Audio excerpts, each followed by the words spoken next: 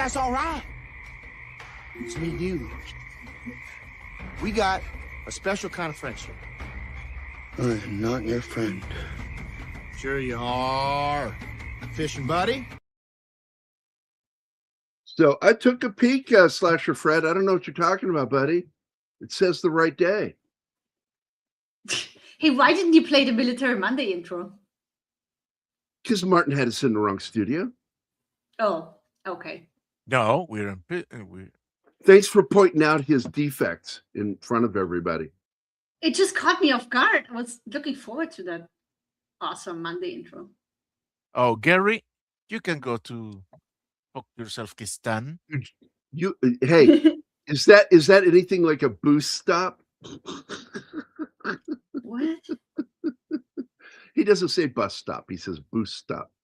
Yeah, I had a serious problem in which in my language, our vowels have only one sound. Exactly. I don't make fun of you for it. It's just when I heard you say it the first time, I was like, wow, you say boost. I'm like, that's cool. But then I did make fun of it there just a little bit. But for the sake of Anima and the audience. But that's all right. Because he's making fun of me all the time, so he does that so I don't feel bad because I'm not the only one he's mocking. You just stepped on Martin about to make a joke. No, Martin was about to do the line from the movie. He was going to do the line from the movie.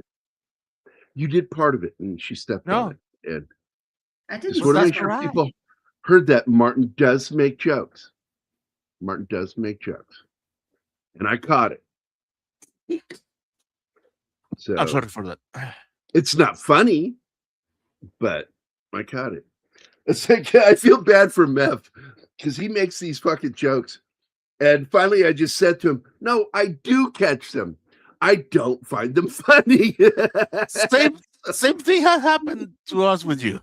Yeah, right? Get the all joke. the time. No, we did. Now, I'm not worried about you. I look to the chat, and when I start seeing the laughy faces, I'm like, they got it. That's why I do the jokes. Well, I do the jokes for my own amusement. And then there's always someone that gets what I just did in the chat. That I'm in the same way. I had to explain that the other day. No. My jokes are not for the audience; are for me. Okay, so like, I posted a fucking meme with me on it, doing that, and it says, if you're going to do a Google search for Gary Oldman, R is the most important letter. I still can't believe your friend didn't get that. It's so obvious. And my buddy Joe Zeitz, Marine, fucking post, he goes, I don't get it. There's only serious. One R in the whole phrase. I said, well, look, what I should have said was, because I explained the joke, but once you explain a joke, it's not funny anymore. Yeah. Yeah. And so I went, okay, I'll explain it to you. So I explained it to him and he goes, I went, yeah, I know it's not funny now because I had to explain it to you. I said, but that's because you eat kaons. And he didn't get that one either. I left the R out of crayons. I said, that's because you eat too many kaons. So there you go. Speaking of crayons, where's Pope? I don't know. At work again? How boring. Or asleep, crashed out. Because I told him one day, I said, what I enjoy is the gradual change of your consciousness during a show. When he's drinking his beer energy because drinks. he's man, that shit energy kicks, drinks. Apparently. And he hit a point that one day, man, was just wow. We have a warning in the European Union on energy drinks not to mix them with alcohol. So that shit would never sell here. It wouldn't be allowed to stock it in supermarkets. The combination of alcohol and energy drink. Well, in America, one thing you'll find sounds dangerous. I don't need the government to be my mother. We're gonna fucking make shit and do shit. It's called freedom, motherfucker. Yeah, freedom to destroy yourself. That's Yay. what, Yeah, goddamn right. One is free exactly even it. to do that. Do what? To do that. Fuck you. No, I didn't get what you said. That one is free even to do that. Even to Yes. Self-destruction, it's illegal to, but if you want to slowly do it, they're okay with that. Oh, fuck off, James. Seriously. Good one, James. I'm going to tell you right now, I'm not going to talk much about this movie. There's not much to talk about. It's depressing. Stop. No, No, it's not depressing. I have a major problem with this film because historically, it looks bad. It makes Hollywood look bad for what they were trying to do with this film.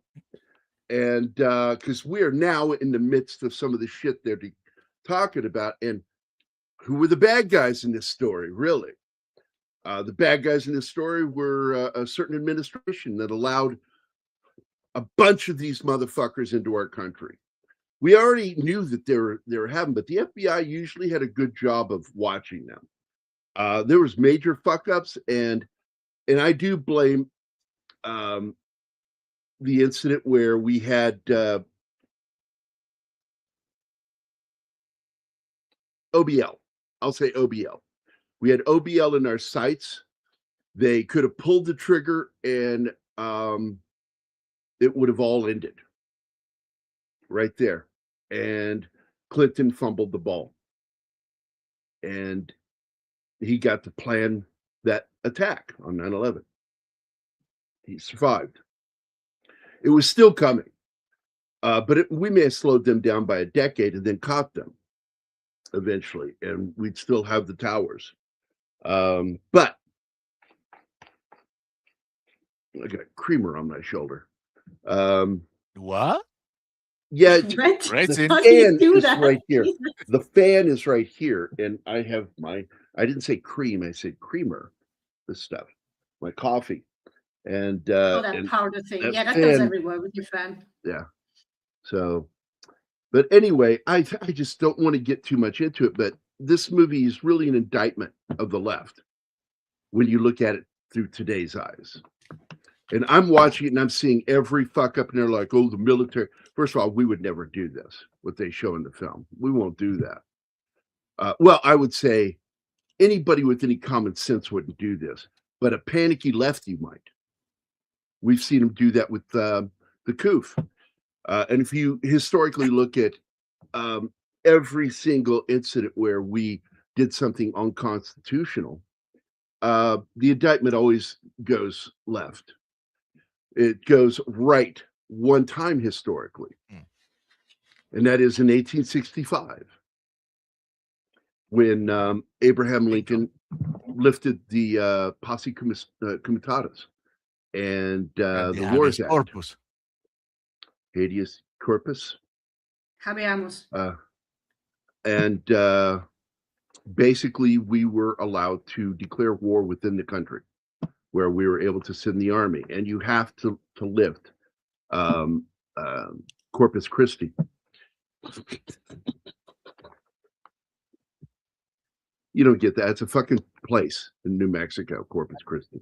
Anyway, I wonder if this Friday for your Bruce Willis week, you will be reviewing Look Who's... No, I'm not. Last Boy Scout.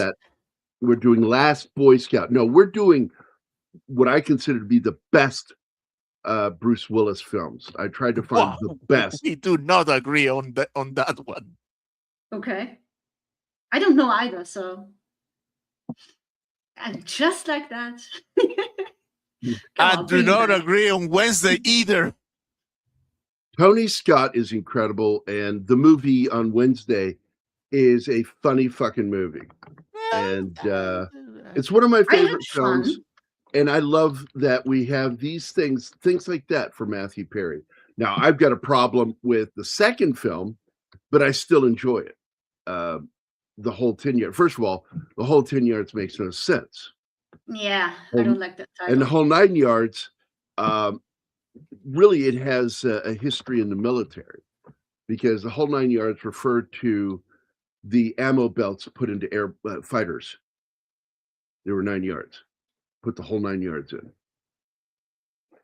But it's been connected with football. It's not true, but it makes sense.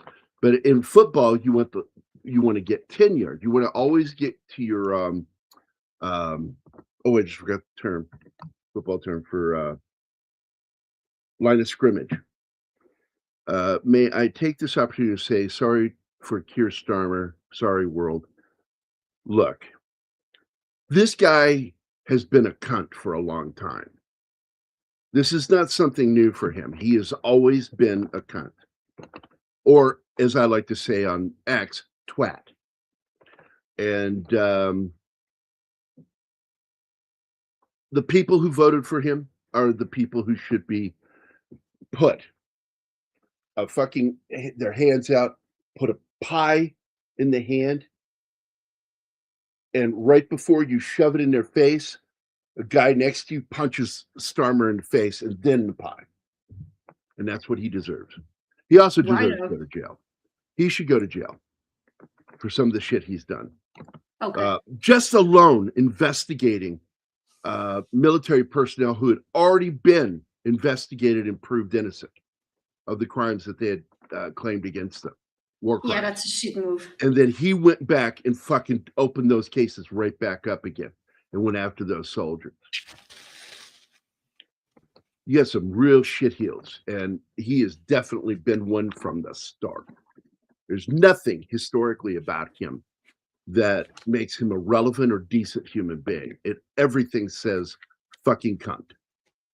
So there we go. Man, I take it up here to say sorry. And the Siege, I think I've seen on the TV back in 2002. I think it was definitely on HBO or Showtime by that point. I don't know if it hit regular TV, but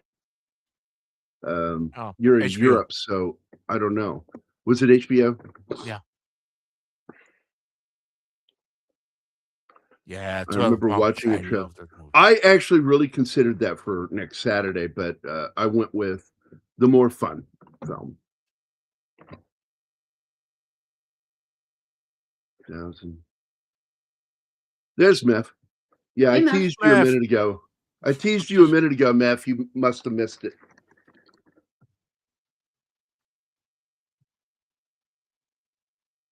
Oh, I need that caffeine. And it looks like a good film. And it's stylish background Yeah. and bits of neo-realism. Starmer is still going after soldiers.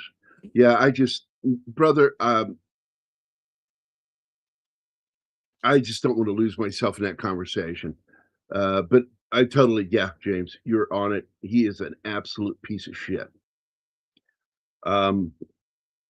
Yeah, do you need to? No, I mentioned the fact that Martin made a joke, and I got it. I caught it, and I got it.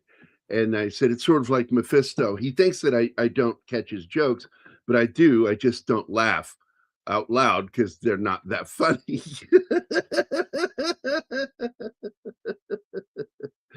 Which makes you laugh. And that's the thing I like is you're amused by the joke you said and that I'm not laughing at it. You find that funny. And I think that's funny too. I just like that we're having fun when we're hanging out with Mephisto. Yep. Whatever makes you comfortable, Mephi. And I'm sure he needs your allowance, Gambit. I will tell you that I worry about Meph and his family right now. Whenever this shit heats up in the Middle East. Yeah, same. Exactly. Your I jokes agree. are for your own amusement, which mine are too. The difference is I'm actually funny. Sometimes. That's debatable. Yeah, I I don't agree. care. I got to be honest. I'm amused by the things I say, and they're said for my own amusement. They're said for me. But it happens that so often it's been historically proven fact. I would say close to 85 to 95%, not 85 to 90% of the time, others find my jokes funny. And my joke a lot of my jokes are so esoteric, they're meant for that 5 to 10% of people out there who get it. If only they were And here. because some of my jokes are so obscure in what I said, nobody will, well, not nobody, but a majority of people won't get it. And it's sort of like when you watch MST3K, okay? There is a joke in that show for specific groups. And at a point, that's how they built their audience for Mystery Science Theater 3000, is by making jokes for different groups of people, because not every joke is for everybody. He's clapping back.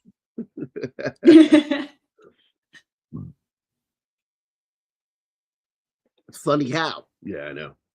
A clown. Yeah, that's that Yeah, Goodfellas quote again. and it's great. I love that movie. I really do. But anyway, we're going to be talking about a film that I think is historically relevant, but is the absolutely indictment of the left. And historically, like I said, it's always been the left that breaks the constitutional laws. We've only done it one time, conservative Republican Party, and that's with Abraham Lincoln.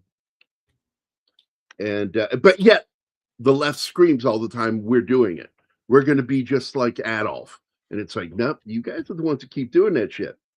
You were against civil rights. You were the ones who imprisoned the Japanese during World War II. Citizens. Each side blames the other side. It's all the No. Yeah. This is a historical fact. No blaming. God damn it! Don't pull that shit with me. I don't do that. I don't play that fucking game. Who everybody? No, fuck off. Historically, one time, and it was a good fucking call. We had to fight the Confederacy. And no, after that, it was all fucking liberals making those decisions. They're the ones who confirmed those decisions. There was nobody on the right going, hey, I love that idea. No, nobody on the right said that. But they always claim we're the fascists. Yeah, because historically, the Dixiecrats is what their nicknames were. The Dixiecrats. All of them were that. Yes, right there. The usual response from the American right is when something like that is proposed, we won't do it because it would set a precedent and it will be done to us later. Yeah. Now I will say this: I will not say that citizenry on the left, liberal, instead of saying left, I'll say liberal side of this country are usually really good fucking people. It's the politicians that have always been the problem. It's and now we have this false idea that everybody in the South hated black people, that owned black people, and slavery was on the mind of every Southern citizen. No, most of them, a majority of them, didn't much care for it. Dude, the worst thing about the left in the whole world is that they use the innate disposition of the people to try and do good. Let me point something out to you right now. First of all, we have called Bush a rhino from the start. I didn't vote for him because I knew what he was. He was a rhino. So he is not conservative, nor is he right-wing. He's left. Just to point this out, do you know what president, and this is with all other presidents combined, spent more than all those presidents on AIDS research? George W. Bush, which I liked. I was actually for that. But he's not. He's a very liberal man. Why do you think he and Obama get along so fucking well? And their wives? They're fucking pals, man. They love each other. Yeah. You talk to conservatives in the United States, we're not fond of George W. Bush. I don't know anybody who's fan of this. Yeah, look, man, there are guys that call themselves Republicans that are not Republicans, and we call them out. We don't like them. In fact, we're about to kick one out of the Senate. Who? Well, we're not going to kick him out of the Senate. We're going to kick him off his job, which is, he's the one it's what's his name? Thune.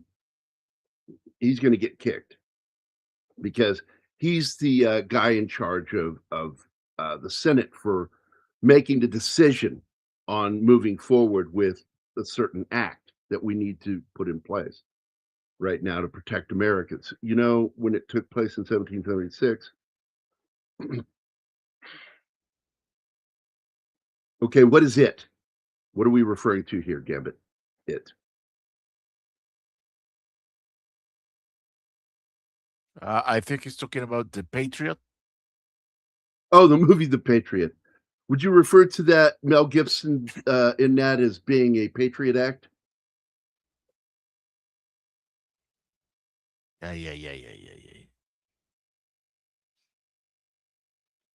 Obama knew Bush Sr. when he was very young, might even be related in some way. I don't know. I know that a lot of people end up like finding out shit about themselves when they go on that show where they do the DNA, and some of them aren't happy about what they learn. Like that black chick who's got the biggest mouth in the world, anti-white shit, found out that her family were slaveholders.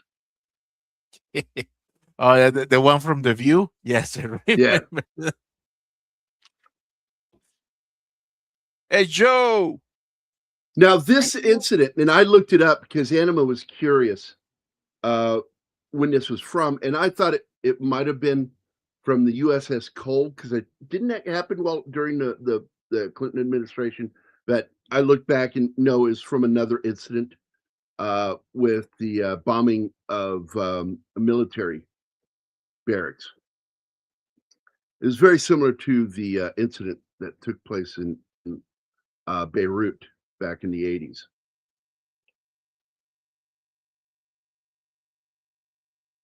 You know, I don't doubt that for a second, James. I am not a fan of the Bushes at all. I didn't like George Bush. He's not a senior. It's not senior, junior. People do that, and it's not true. They have different middle names, so there's no junior or senior. But George Bush, and then there's George W. Bush. Yeah, but if you only go by the last name, you need junior, senior. Love the Patriot Gambit. Well, he went by George W. Bush. Yeah. In fact, that's his nickname, W. Love the Patriot. It's the Privateer's favorite movie. Roger that. And for those of you that don't know, and I don't know why you don't know, of course, the Privateer is his comic book.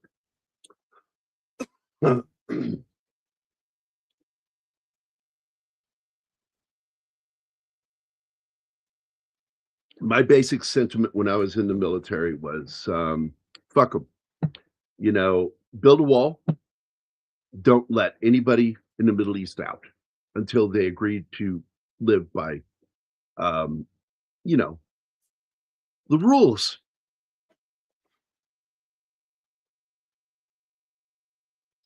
There was another comment I made one time. Fuck them.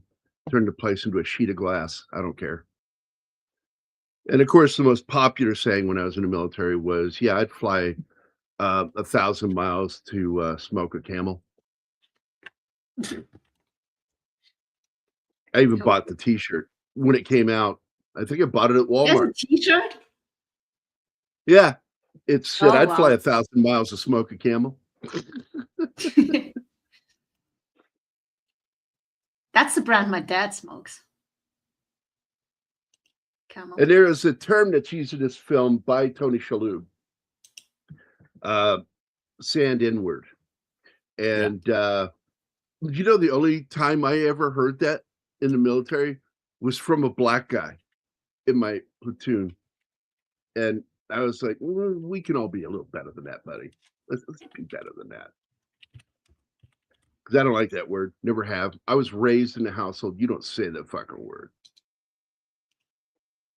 Shalhoub was so convincing in this Well, movie. he's probably one of the best actors of that period. I mean, people don't understand why he became so popular on the show Wings. Because he's a fucking good actor. And he plays the part of this guy who came to America and became a taxi cab driver in a really tiny fucking town with a really tiny fucking airport Gambit, up in the greater Northeast. State surveillance on their population is never justifiable. Yeah. A lot of us did not fucking like it and were shocked that went through. And it pissed a lot of conservatives off when that happened. Look at those old tube computers. Those big, heavy-ass monitors. Those monitors were fucking heavy, man. But they were fast. I could carry a couple of towers, man. So I think one time I even moved 3 towers around the office. I grabbed all 3 towers and was able to walk around with them. They're not heavy. Grab those they're just big. But the fucking 2 monitors, man, fucking one at a time. They're that fucking heavy. I remember when the bearing in the middle that for balance you're supposed to keep it tight inside, but it had gotten so stripped over time that I had to put a toy under my monitor to keep it from falling forward all the time and going downward. So I got one of my Star Wars toys to hold it up. I remember when I bought my first 20 inches CRT monitor. That shit was my pride and joy. And everybody who saw it, oh my God, what do you have to do with a big of a monitor? And I said, it's awesome. Yeah. It weighted like 35 kilos. Then 9/11 happened. Yeah, because the towers are in this movie. And it's not ironically, it's tragically that this film was kind of prophetic. And there were warnings. Yeah, We had warnings. It's spooky We had watching this after 9/11. The greatest warning was what actually happened with the Twin Towers was when a group of them with the T word tried to bring the towers down with explosives down in the sub basement in the garage. Yes. And it did some damage, but no, it was reparable. And one of the things that shocked all of us, was how there were people defending them. It's our fault. It's like, look, man, I'm sorry. I'm not one of those people that buys that bullshit. It's like that we create the situation. It's like, no, a lot of fucking countries create that shit. But the greatest country that does? That country. That country could lift itself up. That's what we have to do in this life. We pick ourselves up. We dust ourselves off and we keep going. But somebody wants to keep living life like Fred Flintstone. That's not us. We're not making those choices for them. They're the ones who push progress out of their countries where they could be making tons of money off of it. Instead, they choose opium and oil. And that's all they do. They don't build a proper infrastructure. They're not interested in that. No, they want to be in the Middle Ages. They want to build mosques. And I have no problem with Muslims, by the way. I've got a lot of friends who are Muslims, and I make it pretty oddly, all of them are Sunnis. It's just this one section of the culture wants to control the fucking world. And they want to turn the world into the Flintstones. Hey, you too, Joe, and say hi to your mom for us. I'm sorry, I meant to do that as Wahlberg. Say hi to your mother. Thank you for the $1.99. Yeah, you thanks, cheap Joe. bastard. We miss you. Lousy bastard. I don't know why I love you so much, but I do. Do you see what I have to contend with, Joe? Do you see on a daily basis? He contends with it too. I'm a jerk to him all the time. It's like Gary's Wait. a special form of Tourette's. And He has Joe, just for to you, his friends. that's right, just for you to annoy Martin. Skibbity, skibbity, skibbity, spin. Stop. Hammer time. Oh God, I haven't seen that in a while. I was beginning to think we deleted it. But I guess that's Oh. good. Okay, and for Snorri,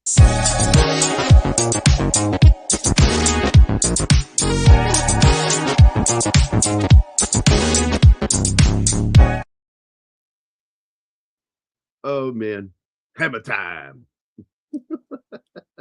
Yeah, gotta start the week gay.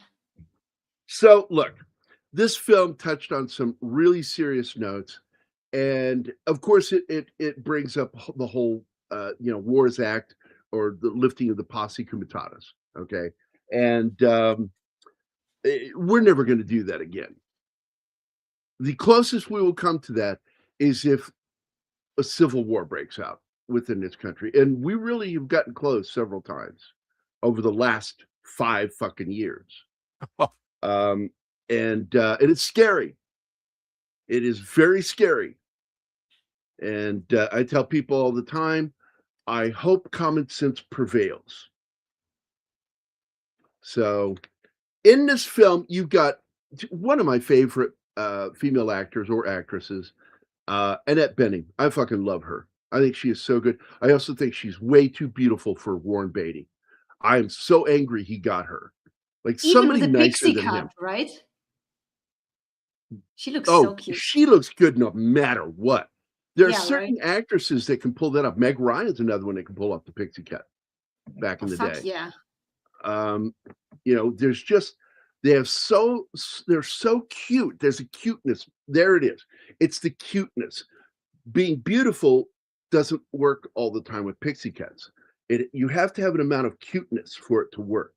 And another actress that pulls that off is the chick that was in the reboot of V. She was on Gotham. You like her too, Anima. You've brought it up when she's in something that you recognize her. Oh, she's beautiful. But she's also got a cuteness to her. She married the actor that played Gordon in the show Gotham. They left their respective others to fall in love with each other on the show. I don't know who you mean right now. She's Gotham TV series. She's got a cool name too. Morena Baccarin. Oh, her. Yeah, man. She's beautiful and she doesn't age. I'm so Yeah, jealous. I really like her hair long, but she does these pixie cuts, and she's fucking adorable when she does it.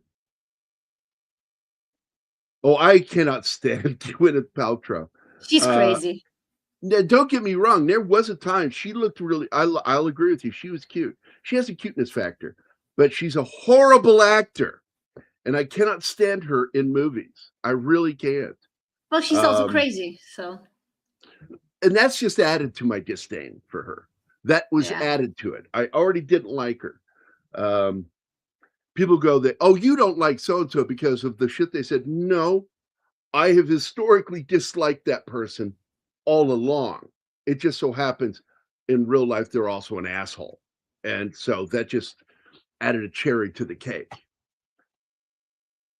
So, right, Gary, almost as jealous Beatty as I am with CM Punk being married to A.G. Lee. Yeah. Especially love Bening for her daring tomboy hair. She is so cute in this movie. And it's not the flat kind. It's sprigs out on the sides. And that's so fucking cute on her. But she's a beautiful woman too on top of that. And I really love her as an actor. I mean, she is just so fucking good. And she's 1,000 times better an actor than her husband.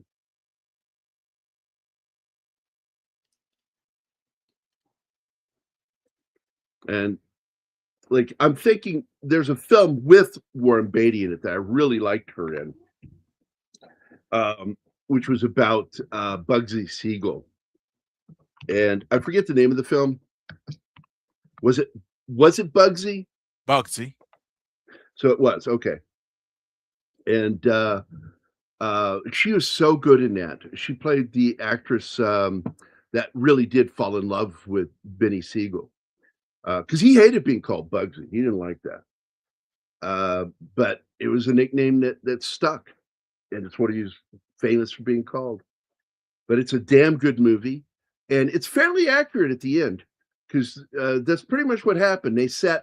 They're in the yard under a garden trellis, and stood there and just shot him through a window. My favorite Benning movie is The American. Oh yeah, with Michael Douglas. That was a good film. That's a good one, yeah. But I'm just going to go through a couple of her films, just to point them out. Films of hers that I like. Now she's really good in American Beauty, but I'm not a fan of that film. Oh my God, The Grifters. I fucking love that movie. With John Cusack and Angelica Houston. It's the three main characters. And what a fucked up ending, man. Heartbreaking fucking ending. Let's go back in time here. And I'm going to point out some films where she was great in. Films that nobody could save. Her skill as an actor was Captain Marvel, 2019. Terrible fucking movie. Let's see. And there's so few. I'm looking at this, and there's so few fucking films of hers I've seen over the last decade. Yeah, I wasn't interested, I should say, in some of these films. I read the book Running with Scissors, but I've never seen the film, but I heard it was really good. Nope, not interested in that. She was great. Yep, she was in one episode of The Sopranos. Oh my God, one of my favorite films with her. Absolutely favorite. Open Range with Kevin Costner and Robert Duvall. She was Costner's love interest, the doctor's sister. And he ends up murdering quite a few people, and one of them right in front of her to save her life. Oh, wow. You've seen that movie. Uh-huh. Oh, yeah. Open Range, the Western film where Costner got sick. Yeah, the title sounds familiar, but... It's the film where he got sick and almost died. Oh, where he had appendicitis, yeah. Yeah. That movie, she's his love interest in that film. And she plays a really good character in it. I like the doctor's sister. American Beauty, of course, I brought up. She was good in that. This movie, she's great in this film. Oh my God, yes. In the movie Mars Attacks, she plays Barbara. Let's see. Oh, I love that one. You brought this one up, The American President. She's great in that. She's also really good as Queen Elizabeth in Richard III. Oh. That's the more modern take on it. It's got Robert Downey Jr., Sir. Oh my God, I've got his name. Patrick Stewart's best friend. Lord of the Rings. Oh my fucking God. Ian McKellen. Thank you. Yeah. Love Affair, which is a film that was again with Warren Beatty. It's a remake of a classic Cary Grant film, not as good. Bugsy is a great film. Oh my God, Harrison Ford's wife in Regarding Henry. Oh my God, when she loses it on him in the middle of the film, going into the third act, is one of the best moments in that movie. Guilty by Suspicion, good film. Robert De Niro, I think, is in that one. Postcards from the Edge, fuck, man. The Grifters. Postcards from the Edge was based on the book of the same title, written by, and is actually a autobiographical story of Carrie Fisher and her mother, Debbie Reynolds. Let's see. Valmont was really a good film back in '89. I like that movie. And it's also a readaptation of the book. The Great Outdoors as Dan Aykroyd's wife. It's the John Candy film we watched with the bear that's bald. I know. I love that one. That was so much fun. What a fun movie. And she had a part in a great series, Miami Vice. Another great series, Wise Guy. I mean, good God, her first show, I don't even know this one, a TV movie called Manhunt for Claude Dallas. I don't even know what that fucking is. But Miami Vice and Wise Guy were her first two major roles of doing something big. And there you go. She's that good and gorgeous too. So that's it. I'm done going through the history of her character or her career. Yeah, Carrie Fisher's autobiography, semi-autobiographical story is Postcards from the Edge, and she freely talks about the booze and the cocaine, man. I think it sucks that she script doctored a lot and never got mentioned or credited.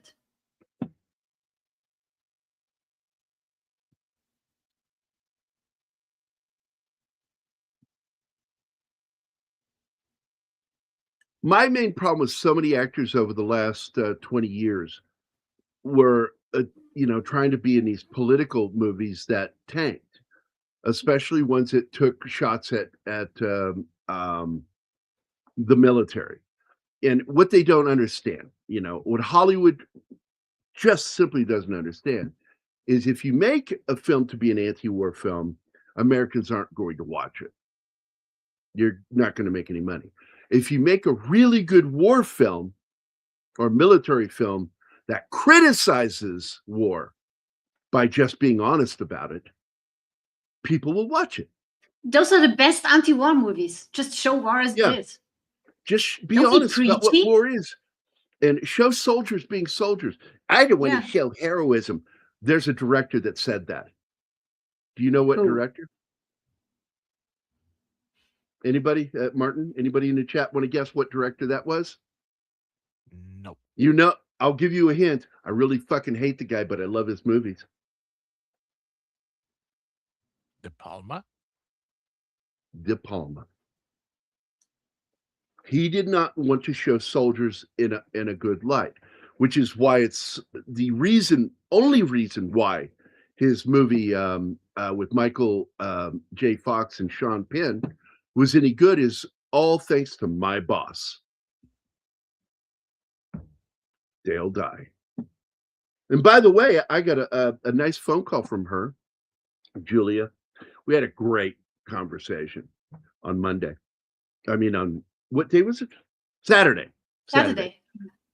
Yeah, great conversation. By the way, this actor right here, I love this guy. That guy right there. He was on a show called Evil. And if you've never watched that show, alrighty. If you guys have never seen the TV series Evil, you have missed a fun show. I felt it did a way better job depicting Satan in the world than the attempt they made with the Exorcist TV series, which the first season was not bad. I did enjoy season 1 of The Exorcist. Season 2 went off the rails. They brought Regan back, and it's like they had what's her name,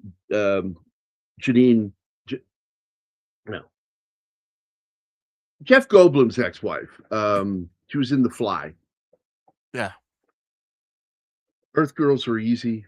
I can't think of her fucking name right now. The Long Kiss Goodnight. Come on, great fucking movie. Tanked at the theater. Made me sad because that's a good fucking movie. Gina Davis, thank you. Anyway, they brought her back to play Regan from the movie, and it was a bad idea. It was terrible. Season 2 of The Exorcist tanked, and so we didn't get another season. But this guy plays a Muslim researcher in the show, but he's an agnostic atheist Muslim. He was raised Muslim. His family kind of pushes him to remain Muslim, but the fact is he's agnostic atheist. But everything he sees through this TV series tells him, I'm not seeing signs of God, but I see the devil, and if the devil exists, so does God. And it really causes him problems through the show. I really like that series. And it had the dude from the Marvel TV series, Sweet Christmas. What is that superhero's name? No. Not Iron Fist. It was Netflix Marvel shows. Only there are other people with encyclopedic minds on here with me. We used to have one. His name was Keith.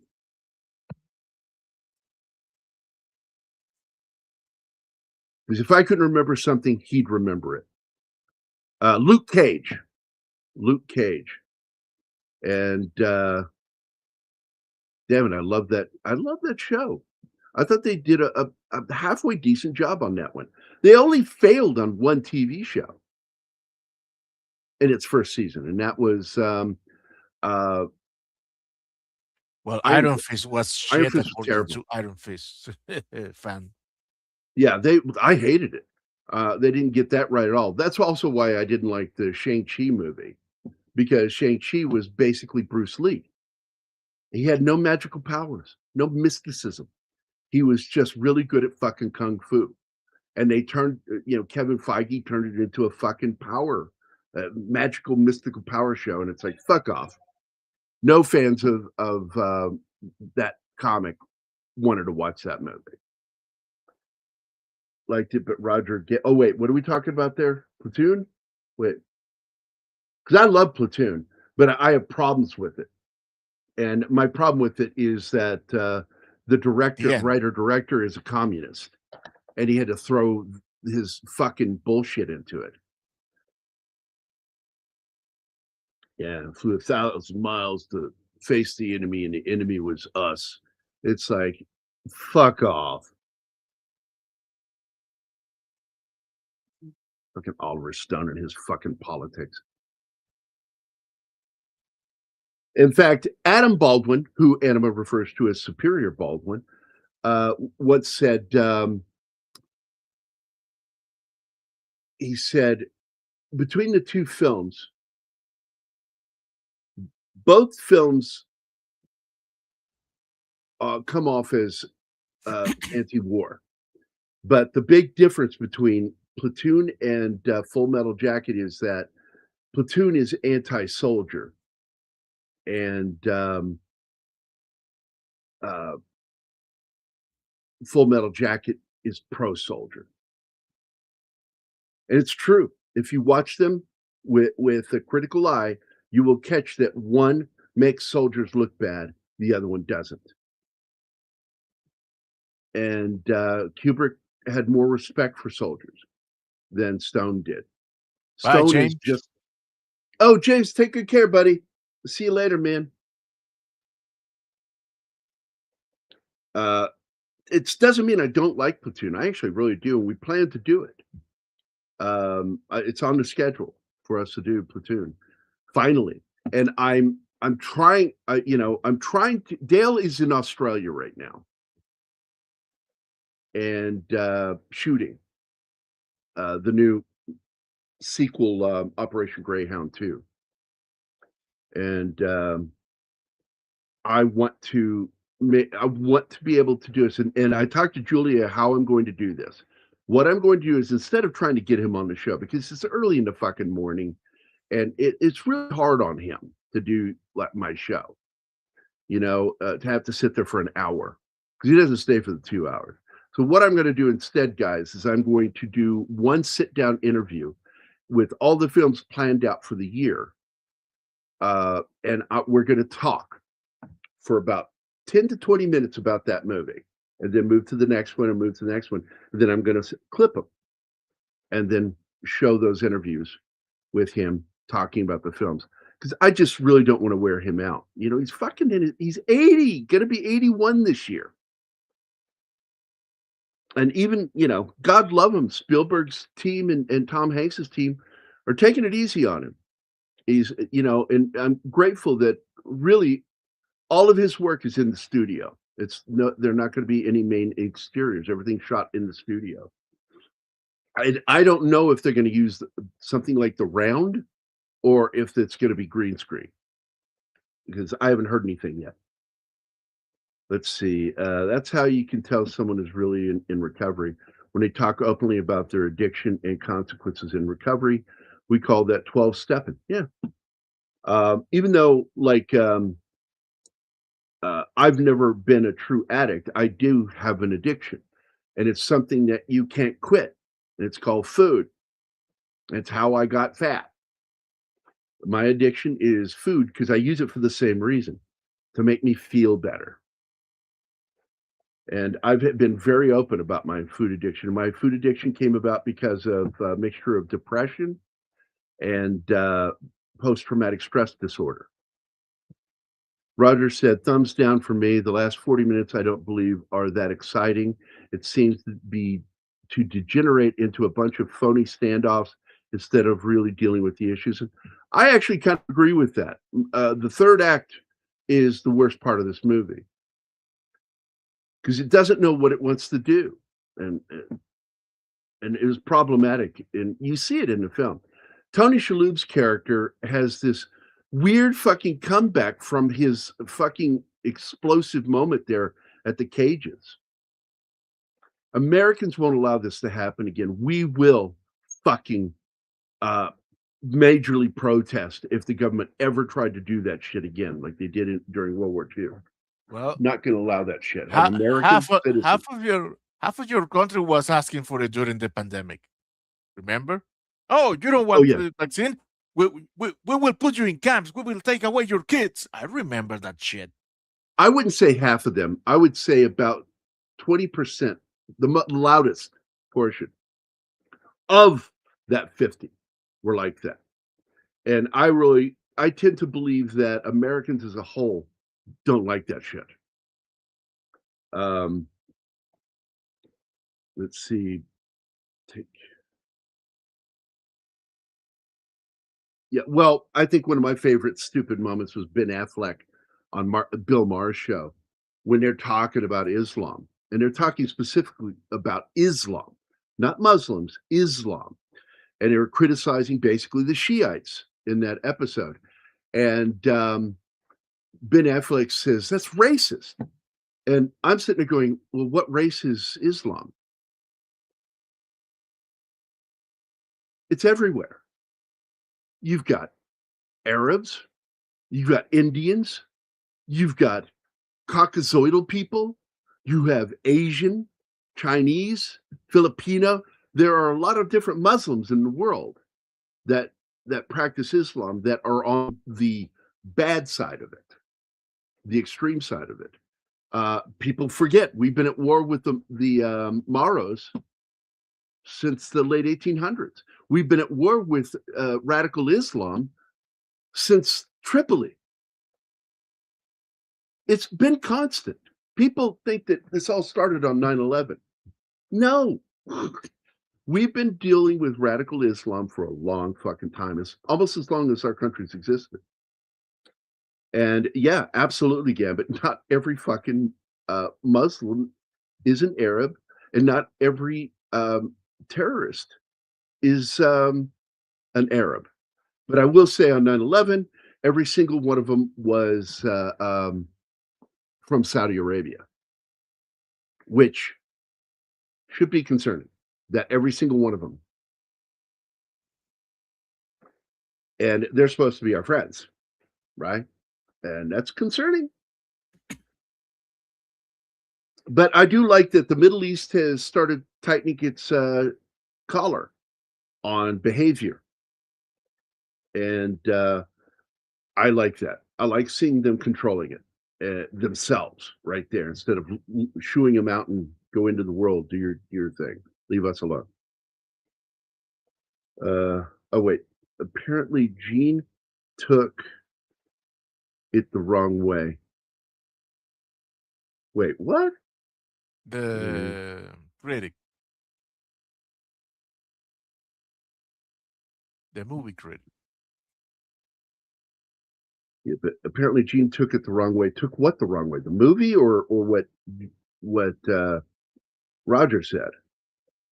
And it's true that this movie segues into various directions and it ends up nowhere. Yeah. I'll tell you that hard-ass officers like Bruce Willis, they're not like that in the military. I've known a lot of generals. They can be fucking assholes. Okay. We've seen it. And but they still have to answer to command.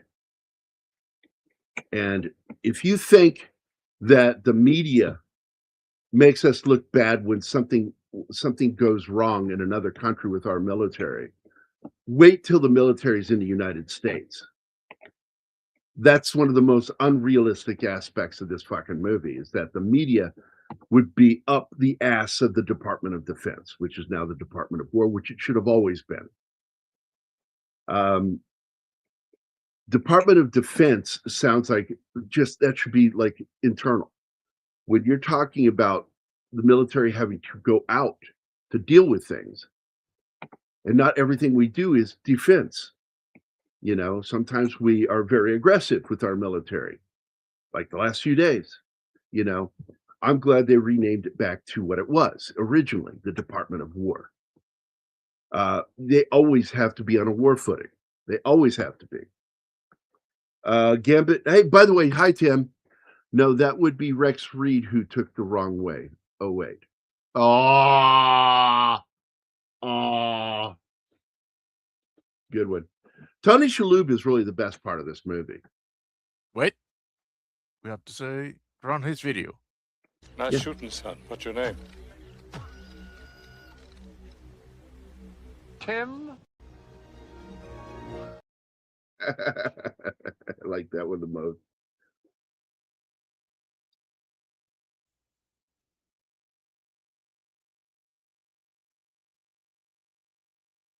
Oh.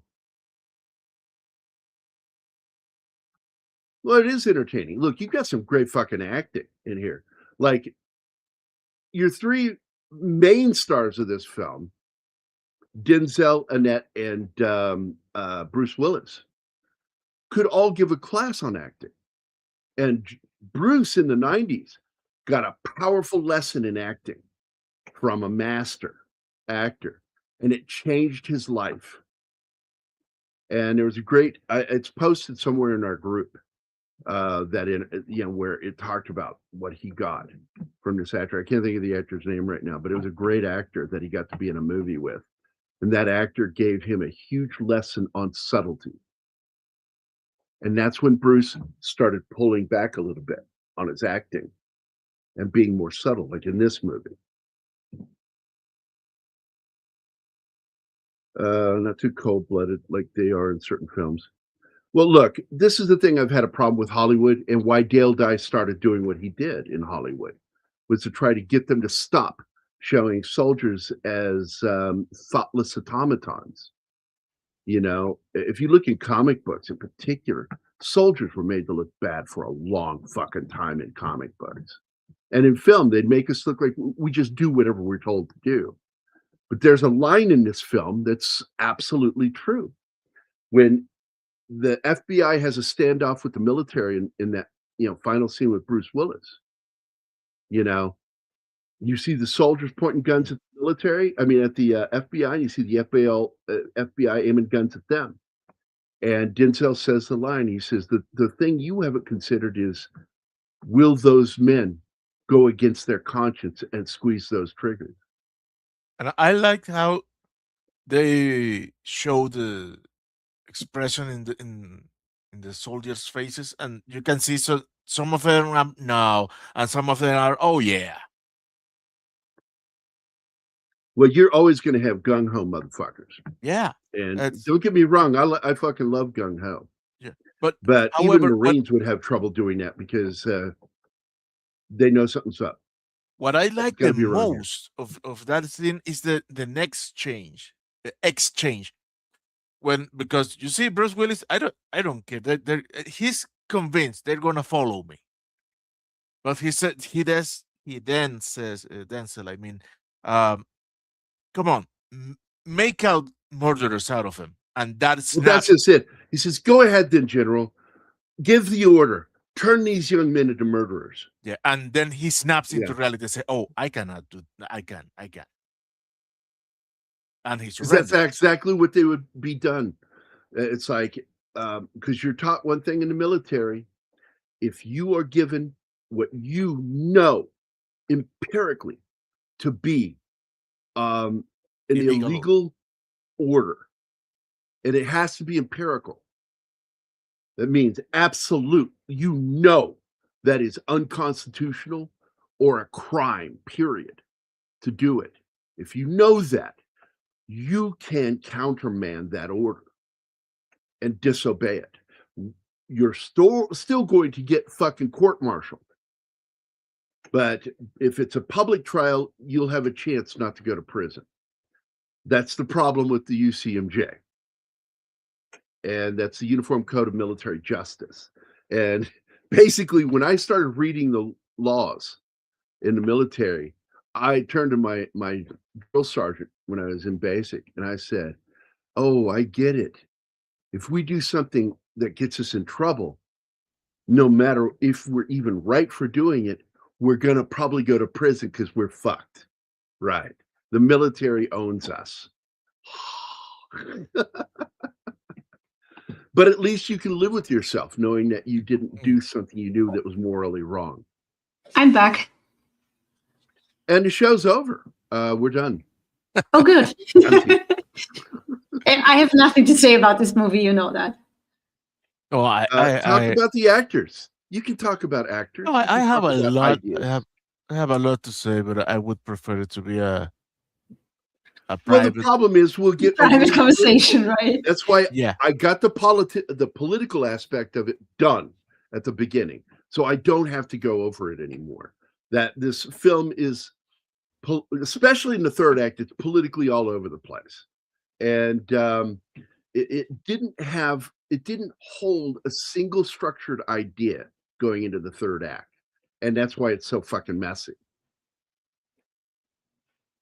And but don't get me wrong, I think it's a really good film. I'm with Gene Siskel on this, but I also happen to agree with Ebert on this.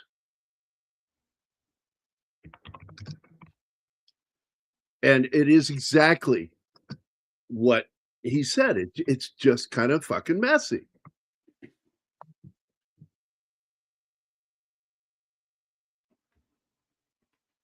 I just had a coffee bourbon. Yeah, we needed that information, Gary. Yeah, I hear that? I just assumed you fucking heard it, so I could explain No. what it was. I didn't. no. Because I heard it. It was audible. And, You and had an I'm awesome- constantly always hearing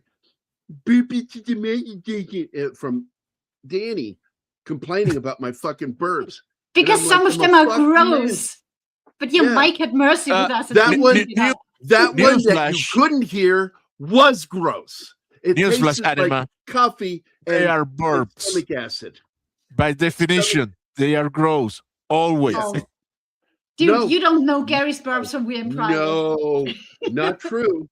When I eat certain things and I get a burp afterward, often that burp is like I got to taste that dinner a second time. You know, Dude, or there are no classy burps. soda burps. Soda burps also often taste good, but don't let it go to your nose because the CO2 is going to burn the shit out of the mucous membranes in your nostrils.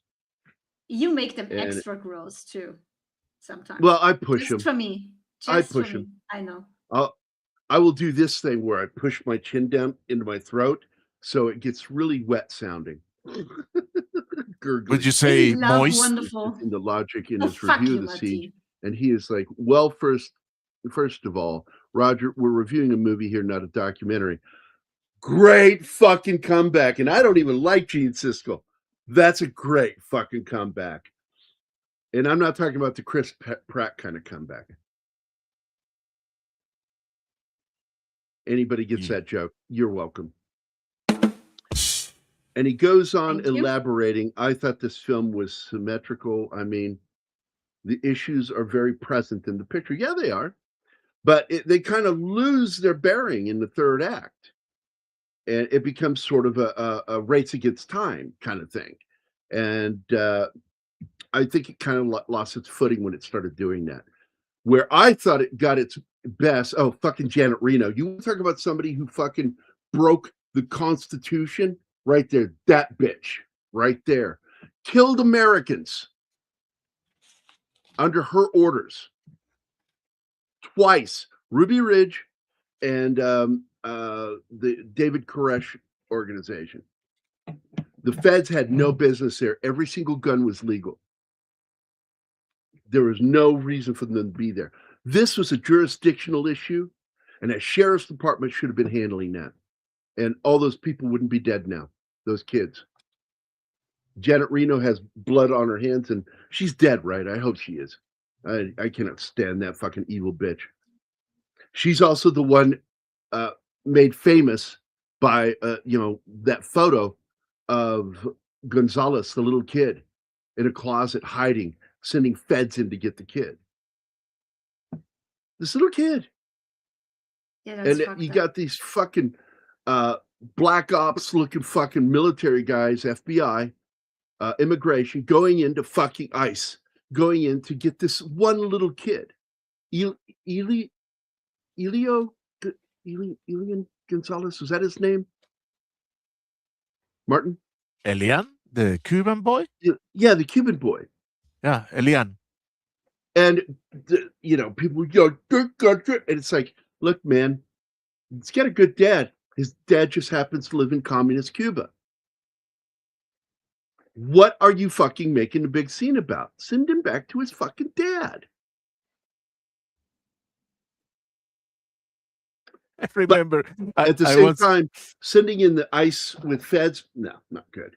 I once saw a comedy sketch in Venezuela. It was ambiented in Cuba, and there's this young man, 20 something, holding a sign that said, "Return Elian," and the other Cuban say, "Hey, they returned him. That was 20 years ago." And say, "I know, I am Elian." Oh my God, really? Yes. So give me the quote again of what he said. He was protesting with a banner saying "Return Elian," and the Cuban guy said, "Okay, hey, but he returned. They returned him 20 years ago." I said, "Yes, I know. I am Elian. I want to go back to the States." To the US. Yeah, and I absolutely support the Cubans coming to us. I mean, that's why the population of Florida is so huge, because Florida is right there and there's Cuba, and they would take these fucking boats and risk their lives to come here, risk everything. By the way, this guy usually plays mobsters. Yeah. He's really good as a Fed in this. And then the Democrats tried to sell socialism to the Cubans in Miami. They said, no, we're good. We're good. By the way, I wanted to bring this up too. I think one of the because I love Robert Duvall, you know that. I just fucking love that guy. To admire We all him. do. Secondhand Lions is his greatest film. He's playing himself. Michael Caine too. That's one of my favorite movies of all time. Oh yes, great movie. And when Spielberg went down and met with Fidel Castro and said that it was the greatest moment of his life, he said this, and talked about how wonderful Fidel is. Robert Duvall made a public statement: "I will never work with Steven Spielberg again." Damn. And then in an interview, he said, why? He said, greatest fucking moment of your life was meeting that communist dictator who has killed Cubans in the name of socialism, in the name of communism. That you met that guy? It's like these idiots that walk around with Che Guevara on their fucking purses and shirts and shit. Oh, like, so many. You know that guy was a murderer, right? Of women and children. He actually killed a child with his own hands. Fuck off. Well, he killed the mother and the child. He shot them himself. Again, Thelonious Monk here. What? Thelonious Monk. I ask myself so that good. Every day, Gary. What's wrong with I you? couldn't remember his fucking name, so I just decided to say Thelonious Monk. Tony Shalhoub. Tony Shalhoub? Yeah, Tony Shalhoub. Yeah, because he played Monk.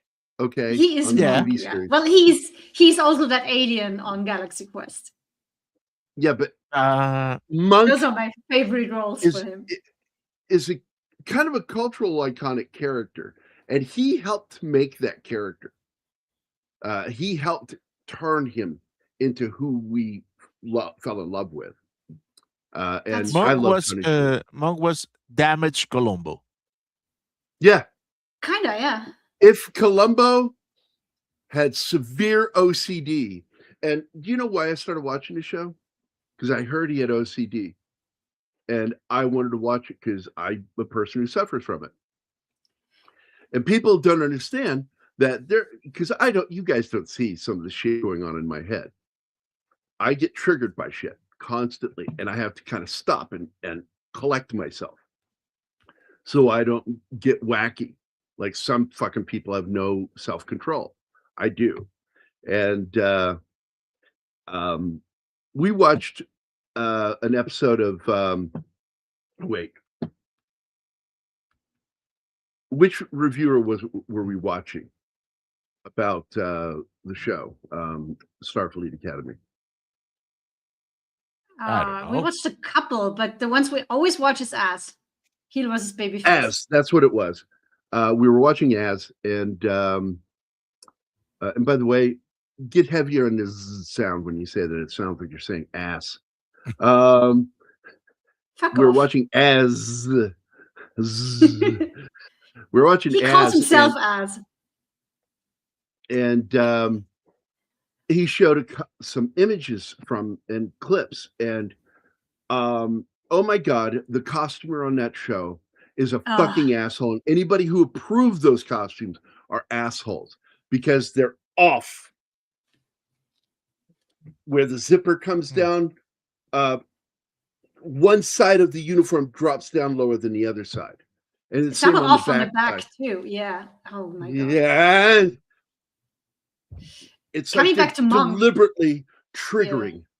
I came fucking across OCD. an episode of Monk on TV. I just turned on the TV because I needed background noise. And it was the scene where he's walking on a pavement and desperately trying not to step on the cracks. And I'm like, oh my God, I like this person. He's like me.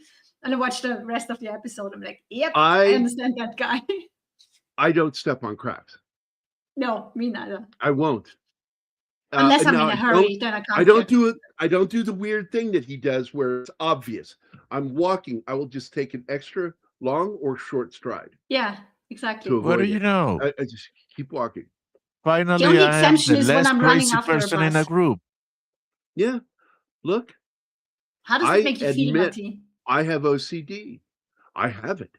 And Yeah, me too. But I been fight very it. problematic with me. And I do too. I fight it all the fucking time. I will But never admit it. here's what happens. Like, I'm a germaphobe. That's part of my OCD. And I do this when I shake somebody's hand afterward. And my hand stays this way to remind me to wash my fucking hand. I won't do it in front of people anymore. I always thought that was rude.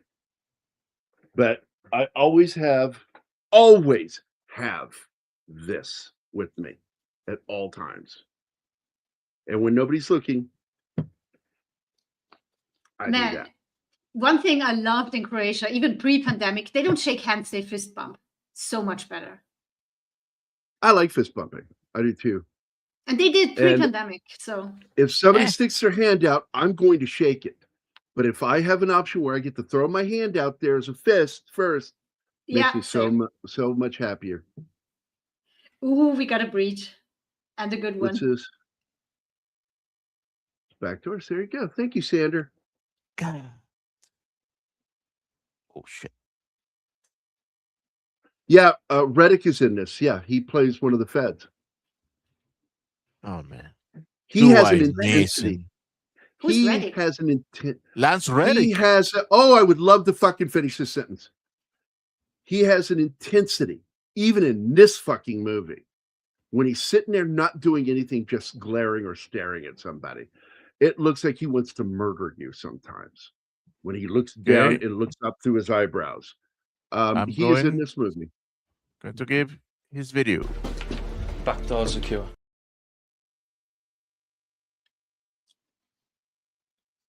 Lance is fucking great, man. I fucking love that man. What a great fucking actor. Oh, him. Yeah. Sorry. And we had so many fucking warnings, and the ball got fumbled. And what pissed me off was that they blamed W and Condoleezza Rice for what happened on 9/11. And I'm like going, no, the intelligence community with their updating the White House failed to do their job correctly. And not to mention, the delay of 9/11 would have happened if Bill Clinton had signed off on pulling the trigger. And he didn't. And Bill admitted it. He's talked about it a few times, that the biggest mistake he made was not given the go-ahead to pull the trigger on Bin. You know who I'm talking, OBL. Yeah. That and the thing with the blue dress.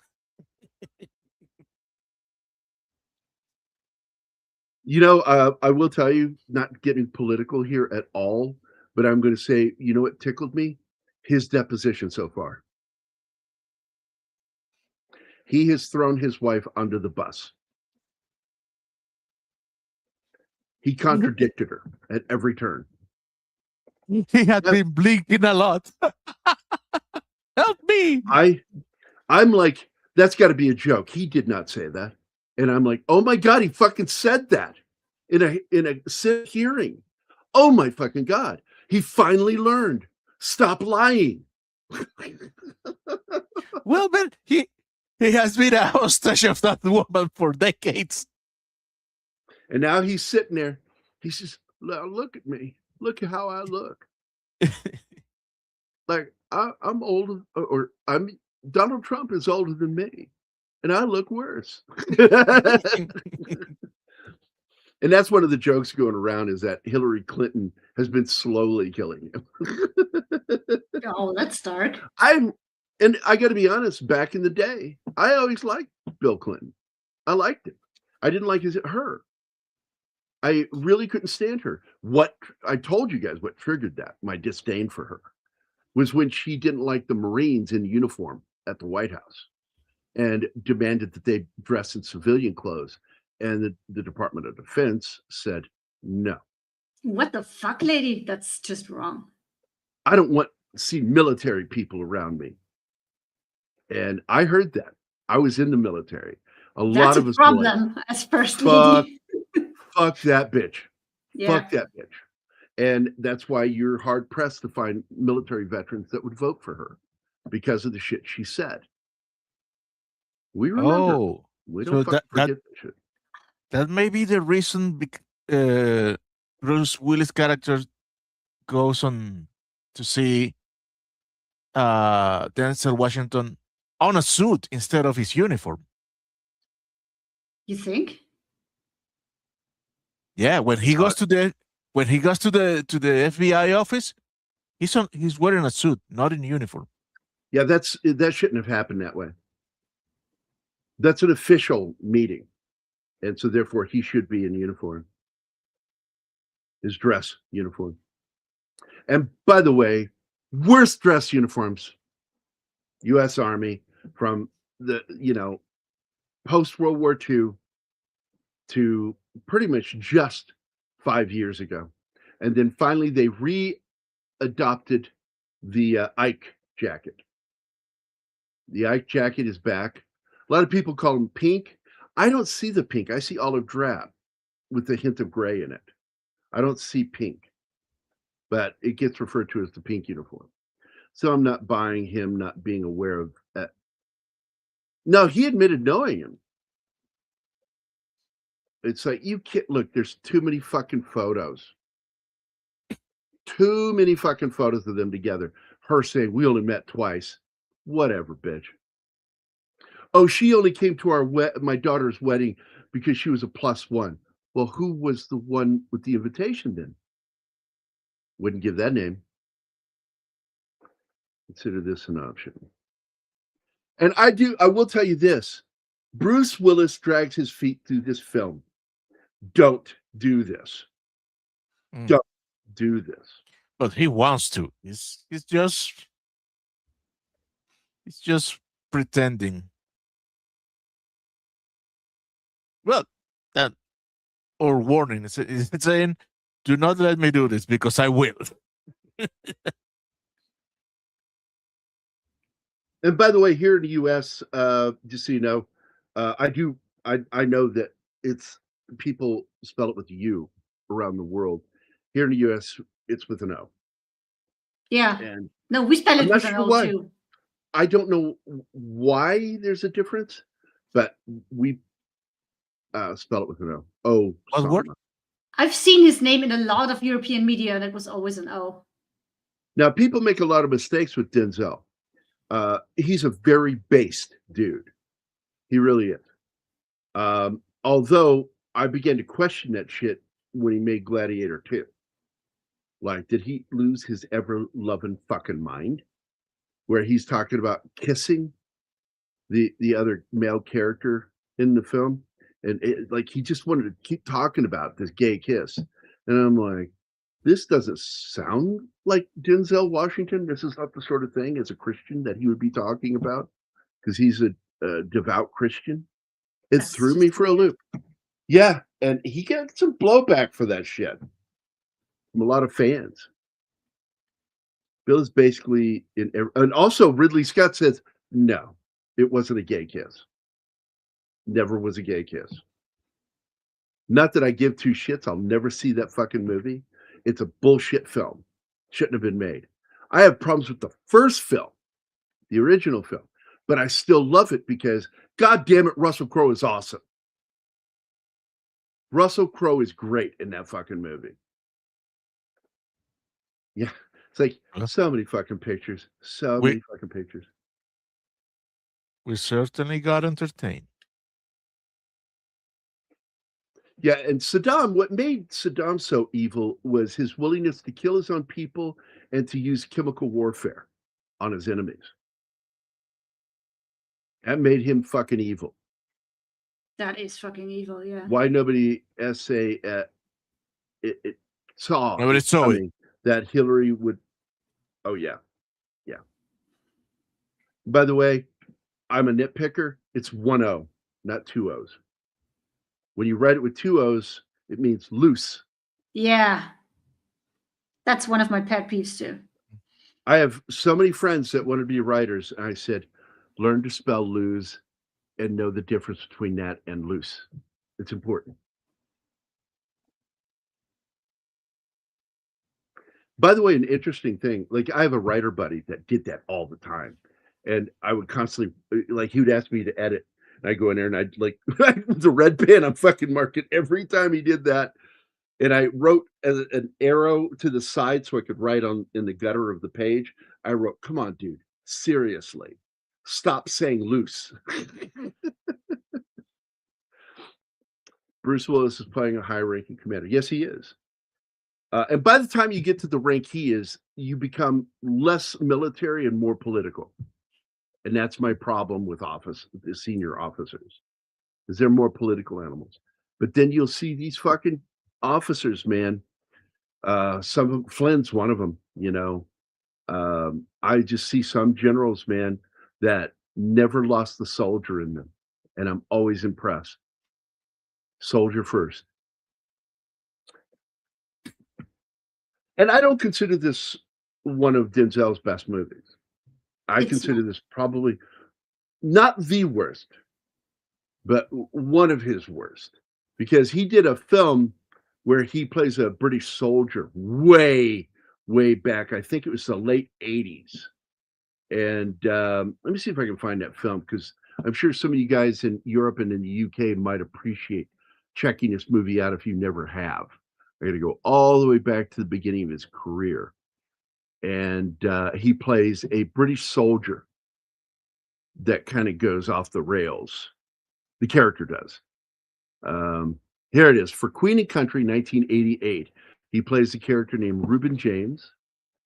And the premise is a retired British soldier struggles to adjust to everyday life with increasing difficulty.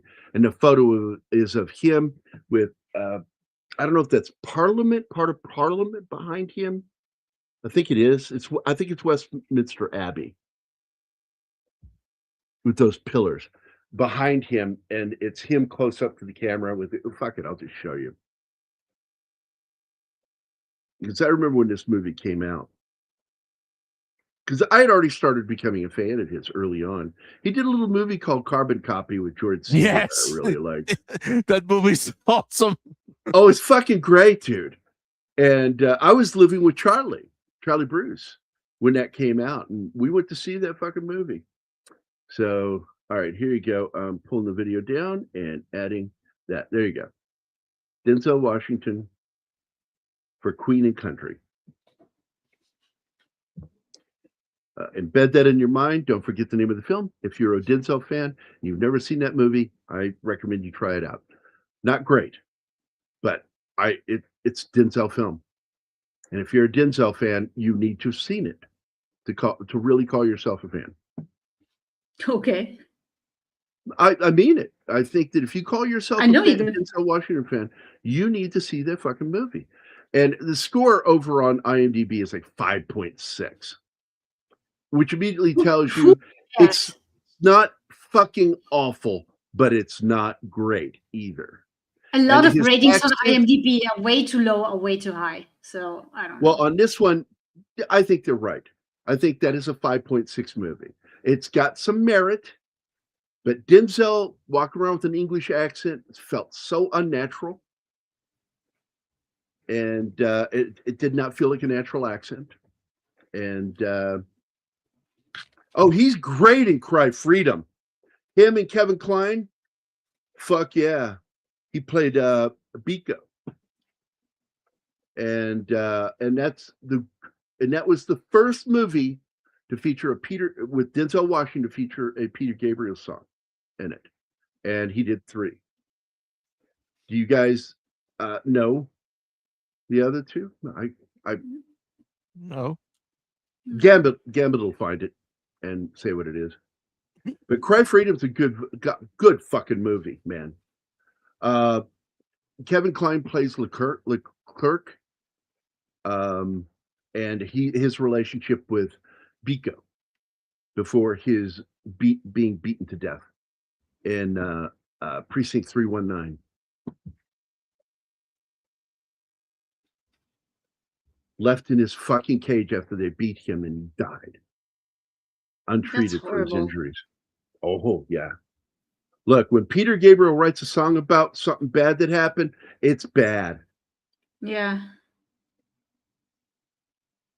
And I love that song, Biko. And that's Phil Collins on drums, by the way. Awesome. If I recall correctly. No hi-hat. That was the rule. Peter says, I want no hi-hat in this. I want it all drum. And so Phil went, no problem. Because a lot of people don't know that if not for Peter Gabriel, Phil Collins would have never found his distinct sound that appears in The Air Tonight. So it was their collaboration that gave him his sound. Was his nice collaboration with him. They were in Air Studios, AIR, Air Studios. And someone left the intercom microphone on. And it recorded his drums, and it's a condensed and compressed mic, and that's how we got the In the Air Tonight drum sound, because the drum has a very compressed, condensed sound. And oh my God! And Phil's like, that little fuck up made my career. I love stories like that. And it was while he was working on Biko. Biko was always the more moderate voice of yes, unlike Mandela. People go, Mandela was a man of peace. No, he wasn't. Neither was his wife. His wife was a fucking murderer. And one of her favorite ways to kill people they perceived as enemy, stack tires around them all the way to their heads, and then set them on fire, the tires. Yeah, he's one of the people on the list that are worldwide worshipped for being good, like Mother Teresa, but they were fucking evil. Yeah, and it still hasn't made sense. There's still people who think they're good. I don't know how evil he was, but I know that he wasn't as good as people say he was. And he was married to a fucking psycho. Absolutely, Sander. Thank you, buddy. Thank you. I don't know how evil he was, but I know he was not a good man in his heart. And he gets treated like he was. Yeah, Richard Attenborough. That sucks. Great fucking movie, Cry Freedom. And I would not mind doing that for like Kevin Kline or for Denzel Washington week maybe next year. Because Cry Freedom is a great fucking movie. And what a fucking song Biko is. I got so emotional. It's like he really details what they did to him through metaphor and literal lyrics. Yeah, that he did that in Zimbabwe is pretty fucking impressive. But now look at South Africa. You know, it's like when the other race that was treated badly with apartheid starts doing the exact same shit when they get their rights back, that is not right. It's not acceptable. It's the idea of fighting apartheid was the right idea, but when you see the black government doing the same thing to whites down there, killing white farmers, taking their land from them, it's just as criminal. And I don't understand why people don't fucking get that. And you see people in the media just turning a blind eye to it. Like most of Americans weren't even aware of it until fucking Trump talked about it in his Oval Office with one of the leaders from South Africa. And they're like, I don't know anything about that. You don't know about that. The way he leaned and was like, really? You've not heard about that in your country? That's interesting. In other words, he was very politely calling him a liar. And the song was very indicative of the passing. Oh my God, just what a fucking song. Stephen Biko's passing, that is. Yeah, I knew what you meant, buddy. I knew what you meant. It was, by the way, the other two films are, I'll say the name of the song, Party Man for virtual reality with Russell Crowe. Russell Crowe's first major American film. It was with Denzel Washington. It got panned. I actually kind of like the film. And I love the song Party Man by Peter Gabriel at the end of the film. And then the next film was The Bone Collector. And Peter Gabriel's song, oh wait, which one was that? Peter Gabriel. I did that for my future wife. Don't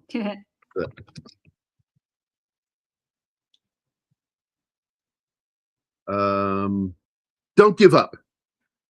Beautiful song. Beautiful song. Came off of his So album. In fact, I think it was the last song on the LP. Now, once it came out on CD, Beautiful Birds ended up being the last song. Or was it? No, Milgram's 87. Milgram's 87 became the last song on the album. But when it was on vinyl, it was that song, Don't Give Up. September 77, Port Elizabeth, weather fine. It was business as usual in police room 619. Is it 619 or 319? I thought it was 319. It's probably 619. Oh, Biko. Because it's a great fucking song. Yeah, it's insane with all the sanctioned, brutal. Yeah, it's like, I don't care what direction racism goes. It's wrong. Stop it. Yep. My favorite video from yesterday, Martin, you would have liked. And it's a bunch of black guys, and it's his channel. I don't know the guy. It just popped up into my feed, and I laughed my ass off at it. And it has this woman going, black people can't be racist. And they're up in a little tiny window watching. And then it cuts to this white guy going, hey, that is wrong. Don't say that black people can't be racist. And then he pauses and he looks at the camera and he goes, This goes to every black person. You can do it. You have it in you to be racist. Don't let them tell you can't do something. You can do it. And it shows all the black guys just fucking losing their shit laughing. That was fucking hilarious.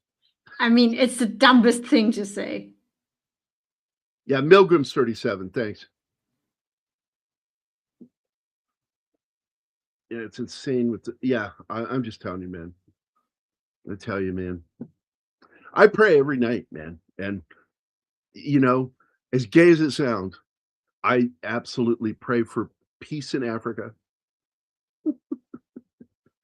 It's like, whatever, dude. Just a little gay. Just a little. And oh my God, when he fucking murders that guy, I'm like, as a soldier, what the fuck are you doing?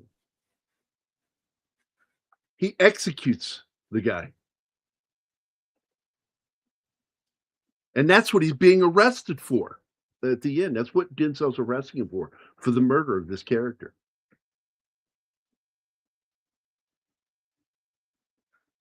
Yeah, since World War II, we don't fucking accept that as an answer anymore. That is an excuse for doing evil. I was following orders. That's something you kept hearing one Yahtzee after another. I was following orders.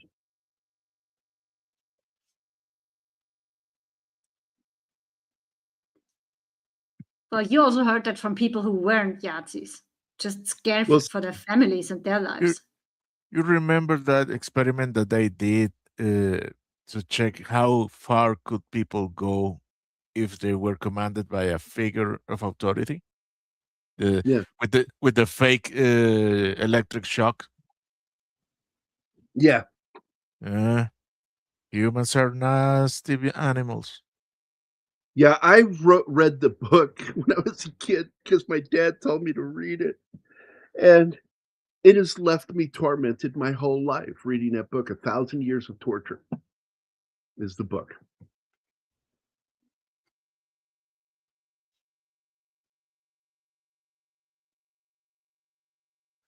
Yeah, it's about the Milgram's test. Yeah.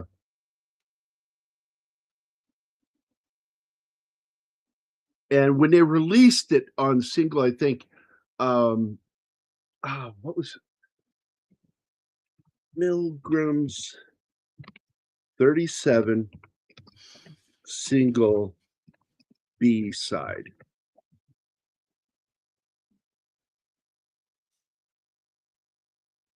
Yeah, Big Time was the single.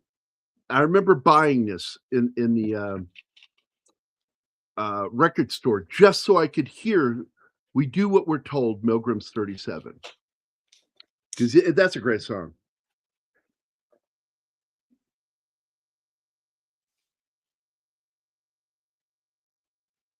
Yeah, that part is actually spoken, by the way, in the song. Anima, do you know the song Biko? Have I ever played that for you? I don't think I do. I don't remember if I do. I'll play it for you after the show. Okay. I'm terrible when it comes to remembering names, be it people. And it has imagery from the movie in the music video. I am getting it right now. We'll get this here. Yeah, I'm getting it. I'm getting it. All right, here we go. Putting it into the private chat so you can snatch it yourself. All right. Back to the chat. Yeah. Virtuosity. That was it. Virtuosity. That has the song Party Man. And a lot of people probably have never even heard that song. And it's another favorite of mine. And what shocked me was finding out who fucking wrote it. And she's known for some other songs. She's a little singer that you might have heard of from the 90s, Tori Amos. Oh, her. She wrote the lyrics to Party Man. And I'm like, I wish she had written a bridge or a second verse, because all he does is repeat the verse over and over again through the song to turn it into a full-length song. But it is the end theme to the movie Virtuosity. And so you have the holy trinity of Peter Gabriel, Denzel Washington films, which is Cry Freedom, Virtuosity, and then Bone Collector. And I love all those movies, by the way. And I love Bone Collector. Hate Virtuosity with a passion you cannot Why? imagine. Oh, it's fun film. Stupid movie. Yeah, you got to check your brain out at the door. No, it's just, no, you don't have to check it out. You have to renounce it forever. Fucking movie. And the worst part is Denzel Washington and Russell Crowe, two of my favorite actors, are working on that piece of steaming shit. Oh, That sounds I don't bad. know. I'm not hearing the hate. I don't get it. I don't hear the hate. I'm trying to contain. Where did this movie hurt you, Martin? Yeah, show us on the doll where it touched you. After the show, I can show you the doll. Okay. I'm scared now. Look, if you want a sci-fi film that's got a good concept, that because it's behind this was years before 3D printing, and that you could potentially bring, and before Tron sequel, that you could come out of a virtual world into the real world. Wait, that's what this movie's about. Okay. And he's a psycho serial killer. Wait. There's more. There's more. Yeah. I think I don't remember which came out first, but Don, the Dragon Wilson, has a version of that movie. Now I know Don and his brother, so let's hear it. Now I'm going to report back to him what you say. Just Don, the Dragon Wilson. But if you make fun of Don the Dragon Wilson, man, I will fucking narc on you to him. Yeah. Well, you can do it because I don't like any movie made by Don the Dragon Wilson. He's an awesome fighter. Oh my God, he's an awesome fighter, but his movies are trash. I worked on one of his movies. You worked on trash. I did. No, it's actually it's an okay film. It's a Lou Ferrigno film. And it was called Liberator. And I did the artwork for the movie. And they liked my artwork so much, they decided to do a comic and asked me to do the comic. And I said, I will do one issue. And I drew it for Blue Water Comics. And I didn't like working for them. Nice guy, though, that owned it. I thought he was nice. But I wasn't really into them. And when I found out I was going to be working on another book for them, that was the publisher that picked up the comic, I walked out. I said, I'm not going to do it. I just don't want to work for him. Dude, I thought I was the only person who has said something like that. Like, I like the people I work with, but I don't like to work with them. Yeah, well, it's the same way I feel, and I'm open about it now. I'm not afraid of any reprisal at this point. Everybody I worked with at IDW, other than Tom Waltz, is gone. They left. And so they hired a fucking piece of shit, red flag waving commie to take over doing G.I. Joe. And I was supposed to be their new cover artist. I got That's one a wise choice. And that is all thanks to Tom Waltz. Tom Waltz is the only reason I got that one fucking cover. I was hired by the outgoing senior editor of G.I. Joe and Transformers. He hired me and told them I'm the new cover artist, and left to go work directly for Hasbro, supervising those two properties, G.I. Joe and Transformers, for Hasbro. And he tried, and I'm still friends with him to this day. And it's not his fault what happened to me. It was a fucking communist piece of shit that worked at IDW. And he's the one who brought G.I. Joe down, destroyed it as a property at IDW. Tori, I like Tori Amos' first 2 albums. Look, I'll tell you something about Tori Amos. I don't normally get like funny feels in my groin, but by certain women, special women, can do that to me. Tori did it when I watched her play live. Her fucking movement on that fucking piano bench was more than I could handle. And I'm like, who straddles a fucking piano bench? Like, I had to stop watching her because it was too fucking sexual for me. You're weird. She's weird. She's the one doing it. Yeah, now I love the protests. And again, it shows these people protesting. And what do they actually remind me of? The people who protest a lot today. That's who it reminds me of. Now, unlike like my friend Gambit here, I don't agree with him even remotely on a certain organization that it sounds like the stuff you put in your soda to cool it off. I actually support most of what they do because they're not going after legals. They're going after criminals. Specifically, the worst of the worst is who they're going after. And since they've gone, you could say whatever the fuck you want. Violent crime dropped massively, not like 20%, 30%. It dropped by 70 to 90% in places where they've been at work. They're removing the violent criminals. And that's what their main focus is. What film are you talking about in this comment, Gambit? Apparently, however, Martin doesn't like the film. Oh, no, he's talking about the film that we were just talking about a minute ago. It's true. Virtuosity? You apparently don't like the film. No. Virtuosity. Bone Collector is a great fucking movie, Gambit.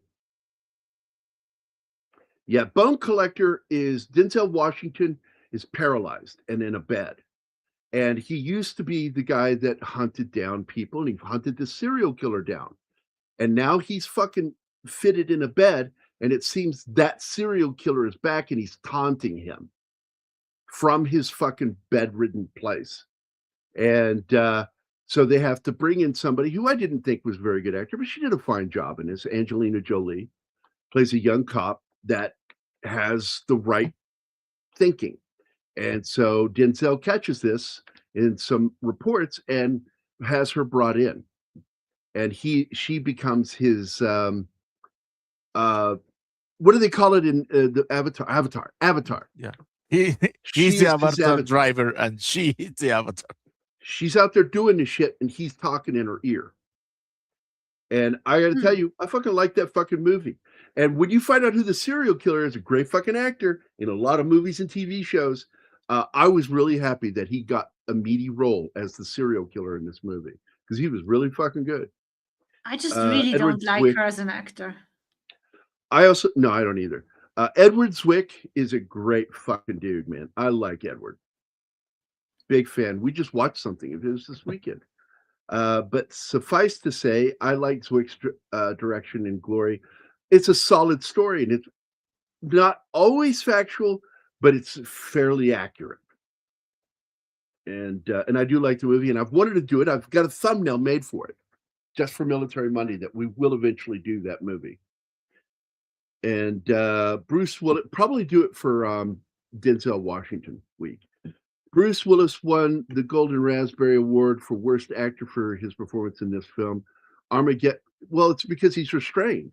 He's not really. He's actually acting. He's not doing Bruce Willis. He's playing a character, and some people don't fucking like that. Mercury Rising. Actually, I like that movie. It's the first movie where I saw Peter Stormare. He's the villain. And I thought, that's really fucking weird. Peter Stormare and Bruce Willis look like they were from the same gene pool when you look at them. Because Peter Stormare looks like they took Bruce Willis's face and stretched it upward. I don't like Armageddon. I'm with you on that one, Gambit. I mean, it's not like I didn't enjoy it, but I got angry at it. And so I don't like it. That means I don't like it, but I will watch it because I was entertained by it.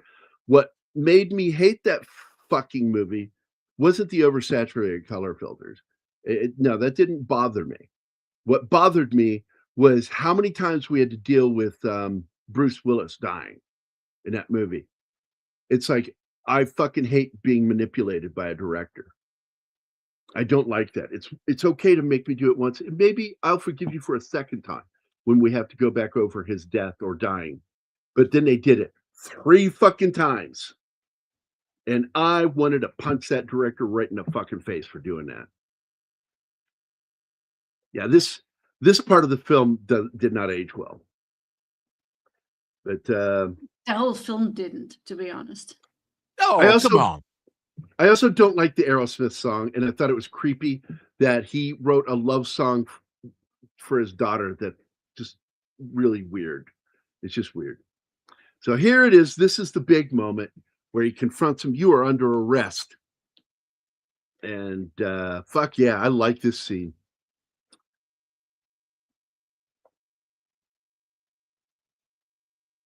Well, come on, man.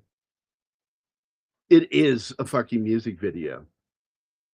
Speaking of Avatar, I hated Avatar 1, 2, and Avatar Ash and Fire. I watched the first movie. I saw it one time. Don't ever want to watch it again. And I'm not going to watch the sequels ever. Not even on a dare, or if somebody offers me, well, if you offer me $1 million to watch it, I will watch the movie. That's the only way. Well, for that money, on one condition, we get drunk first. Or while Yes, watching Sandra, you still here? Yeah, like Glory is the movie we're talking about today. Nice. But getting back to Glory. Yeah. He's doing his own show sometimes, I think. I heard they were going to do a sequel to it called Glory Hole. Oh, God. Jesus. Did you have to? Yeah, I did. Yes. When Roger referred to Matthew Broderick doing the same thing as Kevin Kline did in the former film. Yeah. And by the way, I thought Broderick was really good in that film. I cried when he died too. Like buried there in a pit with his men.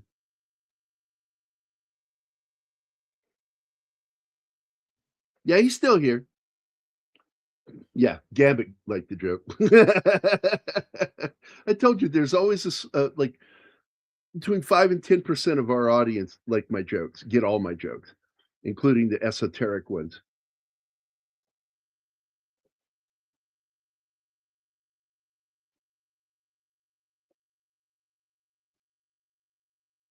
Yeah, good luck walking out into a crowd and getting through them when they're protesting. Yeah.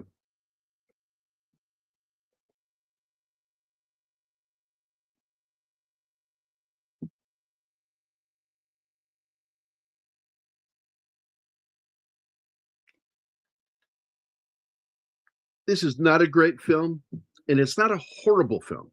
It's a good film. It's an okay film. I would say you can watch it, but you don't have to.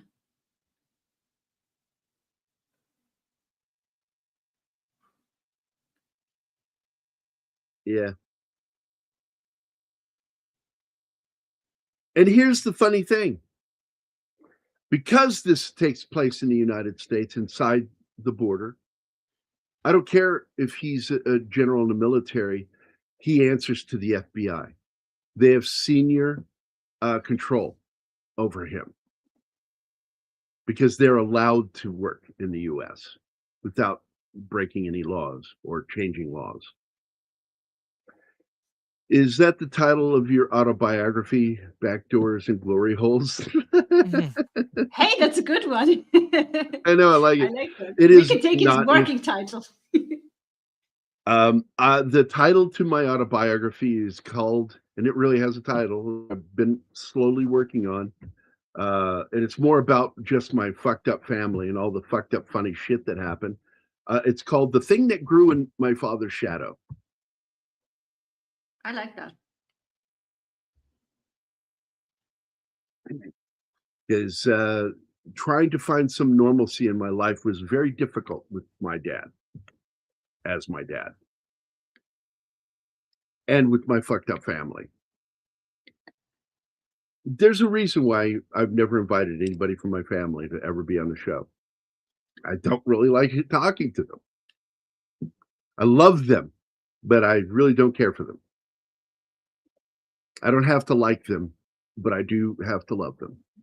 And the last thing I said to my sister Luann and Sister Susan, in their presence was, I'm going. Just let me know when somebody dies so I can show up for the funeral.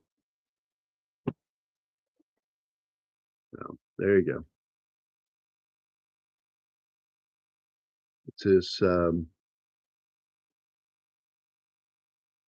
you like yours better? Yeah. Yeah, I'll never use that, but I like it too. It's funny. Backdoors and glory holes. Well, like I say, it It's can a be the great working title. Just for fun.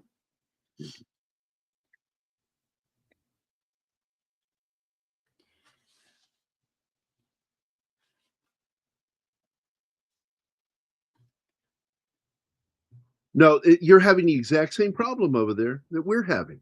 That they're letting in people that are being sent to those countries by these organizations. That they're intentionally putting troublemakers in the middle of it. The problem And, is that they don't distinguish between people who are really running from trouble and people who are being sent. Well, There are there's a legitimate difference. people who seek asylum. The problem is that asylum is for a certain amount of time and they just stay. And then That's you the go. problem. But then Once you have the shit in your boatloads of country is young people, young male people who conveniently lost all their papers, so they're all born on January the 1st, making them under 18. Yeah, that's bullshit.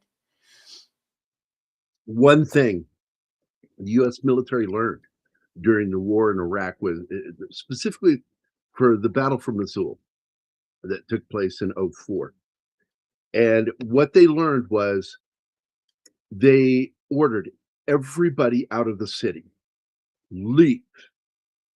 And they set up checkpoints all around the city.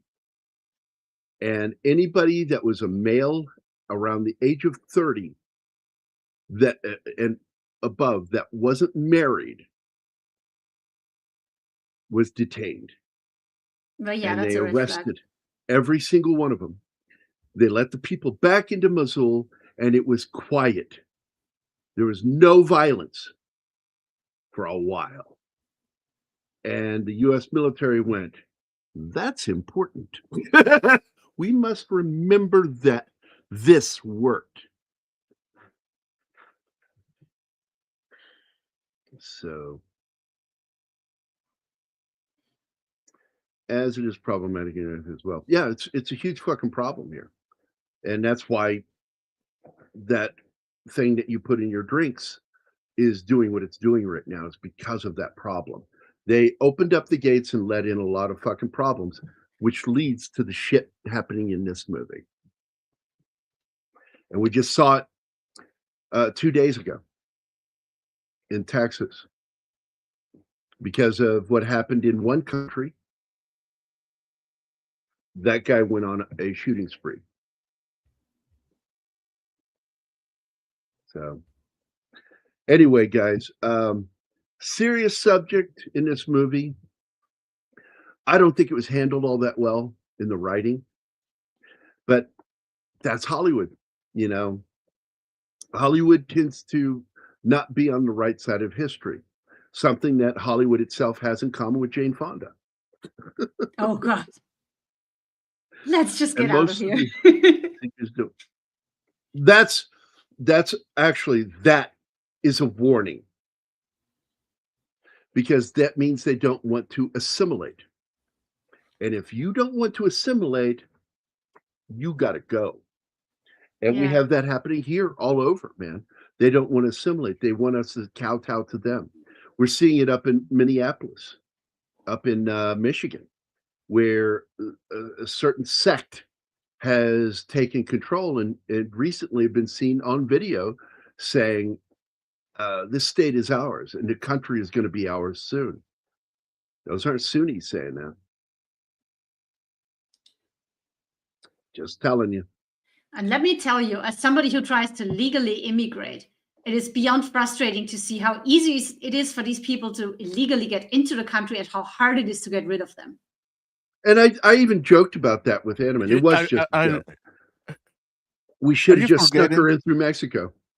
Are you forgetting that I cannot even go as a tourist? Yeah, exactly. You try it the legal way, you get fucked. And you just want to follow the rules. And they screw you. It sucks. But, and I don't blame immigration. Immigration is being hammered right now. They've been hammered for over the last year. And so it's not like I'm angry at them, but I am frustrated by it because I wrote my senator and I said, I really would like to, the polite way of saying it is to consummate my marriage before I'm dead or too old to do it.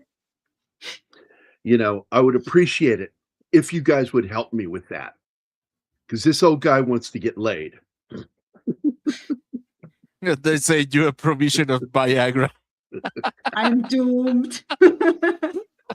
Nothing worse than taking the blue pill on a night when she's not in the mood. Guys, I think I have to go. I want nothing to do with these guys. I'm a lady. Oh, man. It's like, once again, I prove I can make even Martin laugh. Or even worse, he was in the mood, and then one cannot avoid being one and said that thing that, oh no. No man in the world wants to see this look on his woman's face.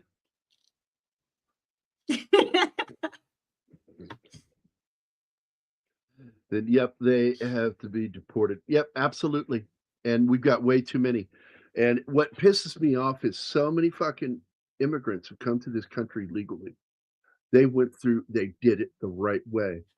And they are angry with Joe Biden's administration for what they did. And said, you spit in every legal immigrant's face when you do that. You give this fast track to people who are illegally coming here. With what we did, it cost us money, our time to come to your country. It costs so much money. It's crazy. And yep, so there we go. We're going to get out of here, guys. I'm not going to get preachy. I try not to be preachy, but I am honest about how I feel about things. And I tell people they're welcome to their opinions. I'm not going to fucking say no. That's the wonderful thing about our country is we have liberty. And we have free speech. And free speech means that it's a two-way street. Free speech means that you have the freedom to say what you think, but you also have the freedom to hear from others when they don't agree with you. And you don't get to cut them off.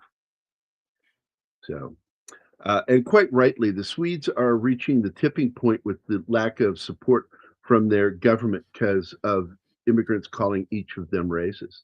And as a person, you yourself being an immigrant, but I'm certain you did it the legal way, Gambit.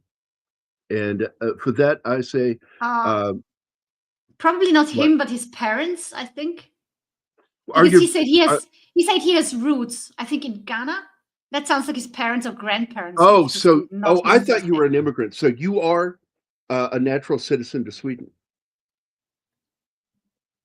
I'm waiting for your answer. I hope I'm not fucking it up, but I'm pretty sure I remember he said he has roots there. No talking. This is a quiet moment. Waiting for Gambit to respond.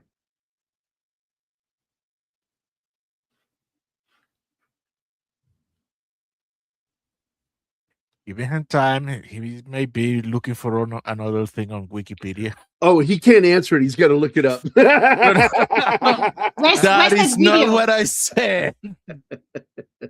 Where's that video, Martin, that we're waiting?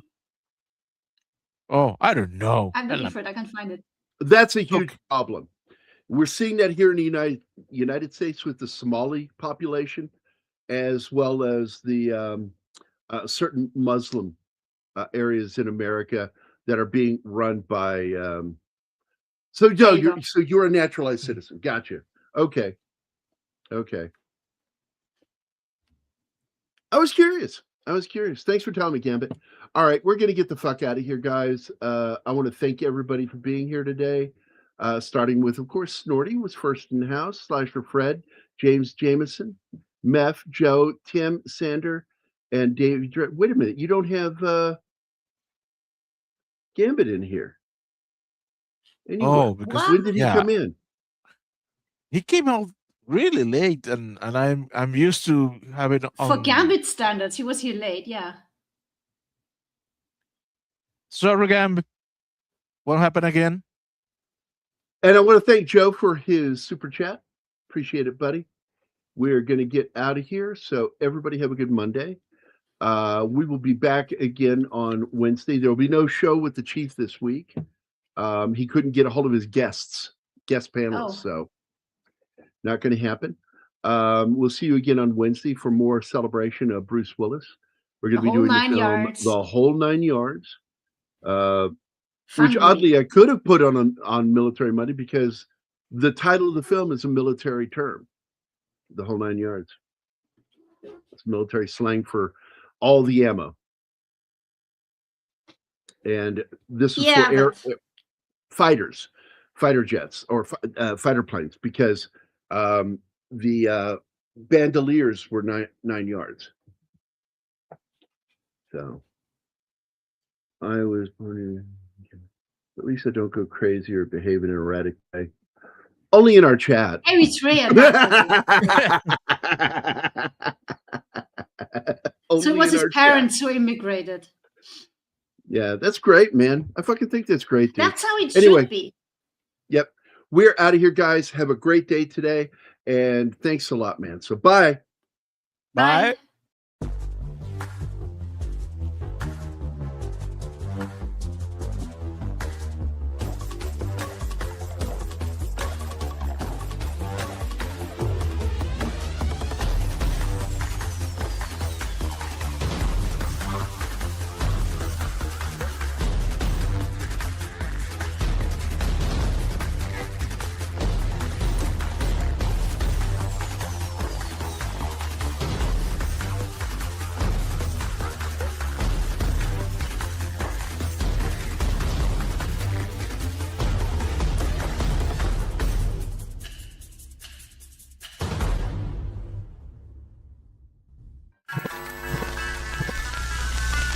Y'all come back now, you hear?